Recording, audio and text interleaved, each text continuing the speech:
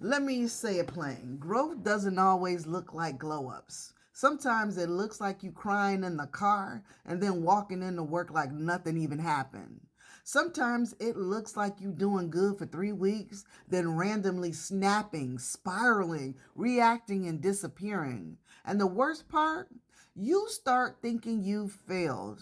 No, you're not failing. You're shedding, and shedding is messy. Everybody loves the aesthetic of transformation, the new me, the captions, the peace signs, the clean morning routines. But the truth is, the middle of becoming is not pretty. It's awkward, just like this hair. It's inconsistent, but it's growth. It's in the middle, it's trying. It's you catching yourself mid sentence, like, wait, that's the old me talking.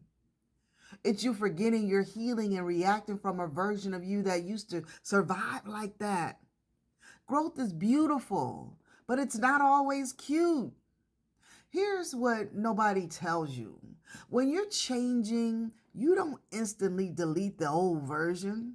The old character has history, it has muscle memory, it has reflexes, and sometimes you'll do the right thing all day long. Then one little trigger hits you, and you're back in 2013 emotionally. And you're like, what is wrong with me? Nothing is wrong. That's just the brain running an old program when it senses danger or shame or rejection, disrespect, abandonment, or not being understood. Messy growth is the brain testing. Are we safe to be new? Change doesn't stick because you understand it. Change sticks when your nervous system believes it. Now, a lot of people try to grow using willpower, but willpower is a matchstick. It burns bright, then it disappears. What you want is rewiring, and rewiring happens through repetition under pressure. That's why growth is messy. Listen, because the universe and people and life, they will keep putting pressure on the new identity that is you. Not to punish you, but to strengthen the part of you that keeps choosing it. Your triggers are not proof that you're broken, they're proof you found the door. Spiritually, growth is an initiation. Every level requires a death. Not a physical death, a psychological one, a death of the version of you that needed approval, the version of you that survived being hard, the version of you that stayed small to stay safe. Your ego doesn't like that because the ego's job is to protect the identity you already know, even if it's hurting you, even if it's limiting you. So you'll feel resistance, you'll feel fear, you'll feel the urge to go back. That's not a sign you're doing it wrong. That's a sign you're near the edge of the old reality. Now, metaphysically, you don't change your life by wanting to. You change it by becoming congruent with the version of you that already lives on that timeline. And congruence isn't as a mood. It's a pattern. That's why your growth looks all over the place at first. You're bouncing between timelines, old vibration, new vibration, old choice, new choice, old self, new self, until your intention becomes habit, and your habit becomes identity, and your identity becomes your reality. Let's talk about outside voices, because when you start changing, people get weird. Some people will mock you. Some people will joke about the old you. Some people will just keep baiting you into reactions because that's the version of you they know how to control. And this is the hidden truth. Your growth threatens the contracts people had with you and your old self. So some people love access to that old self. Some people love predictability. Some people love being able to press a button and get the old you to show up. So, when you're at an intersection and life is asking, is this real? The outside voice is part of the exam.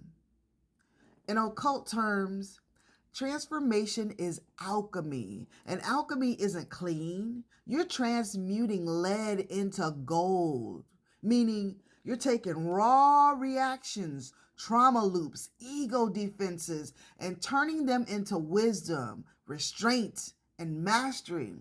And every initiation has a guardian at the gate. Sometimes that guardian is a person. Sometimes it's temptation. Sometimes it's one more time won't hurt. Sometimes it's a chance to prove you're still who you used to be.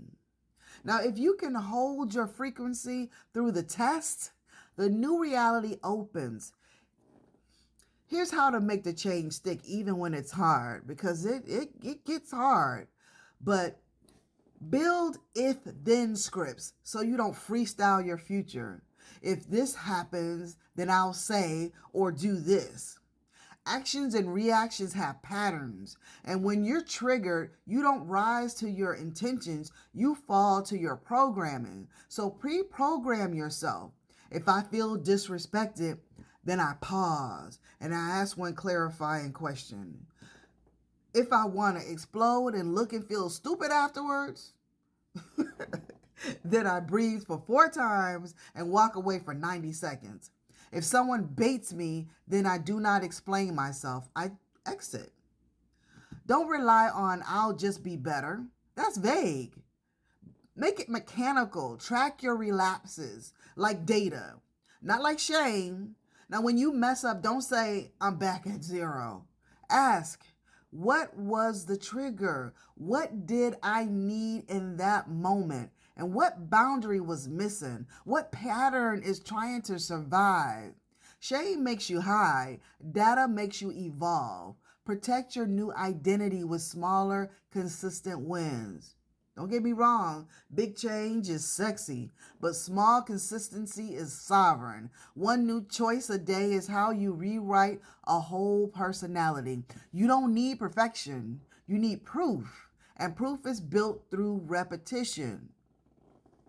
Stop negotiating with people who only respect the old you. If someone only likes you when you're reactive or you're struggling or available beyond your capacity, they're not upset you change. They're upset that they lost control. And you can love people without letting them vote on who you become. When life tests you, don't argue. Demonstrate. Oh, you explain. New you moves. Oh, you defended. New you decides. Oh, you reacted. Now the new you, it responds. You'll know the change is sticking when your response becomes boring, when the drama doesn't hook you anymore, or when your boundaries don't require a whole freaking speech. So, if you're growing and it looks messy, good. That's what real transformation looks like. You're not supposed to look like you're polished while you're being rebuilt. You're supposed to be honest while you're becoming. If this hits you, comment, I'm becoming.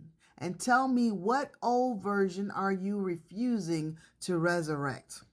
Come on now. You got this.